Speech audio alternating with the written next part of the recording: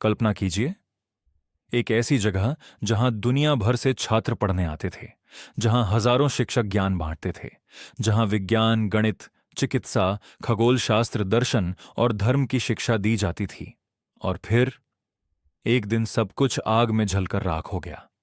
हम बात कर रहे हैं नालंदा महाविहार की, भारत का वो महान विश्वविद्यालय जिसके बारे में कहा जाता है कि उसकी लाइब्रेरी कई महीनों तक जलती रही।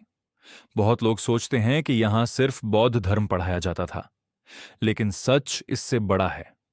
यहां पढ़ाया जाता था गणित, खगोलशास्त्र, चिकित्सा, आयुर्वेद, राजनीति, दर्शन शास्त्र, व्याकरण, तर्कशास्त्र, यानी यह उस समय का ancient IIT plus medical plus philosophy university जैसा था। नालंदा की लाइब्रेरी को धर्मगंज कहा जाता था। कहा जाता है कि इसमें 3 विशाल भवन थे। रत्नसागर, रत्नोदधि, रत्नरंजक। कुछ कथाओं के अनुसार इनमें लाखों पांडुलिपियां, मैन्युस्क्रिप्ट्स थीं, हस्तलिखित किताबें जिन्हें विद्वानों ने वर्षों में तैयार किया था। अब कहानी का सबसे दुखद हिस्सा। लगभग 1193 ईस्वी में मुहम्मद बख्तियार खलजी नाम का सेनापति बिहार पहुंचा।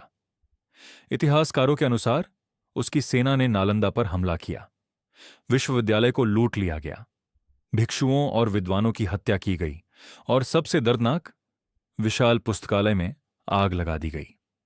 डिस्ट्रक्शन ऑफ नालंदा यूनिवर्सिटी लोकप्रिय कहानियों में कहा जाता है कि नालंदा की लाइब्रेरी इतनी विशाल थी कि आग 3 महीने तक जलती रही।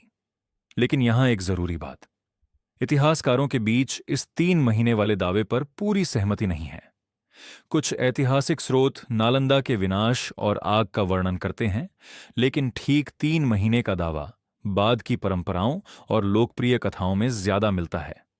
फिर भी यह माना जाता है कि नुकसान बहुत बड़ा था और हजारों पांडुलिपियां नष्ट हुईं। चीनी यात्री शुअनजंग हुएनसांग ने नालंदा में पढ़ाई की थी।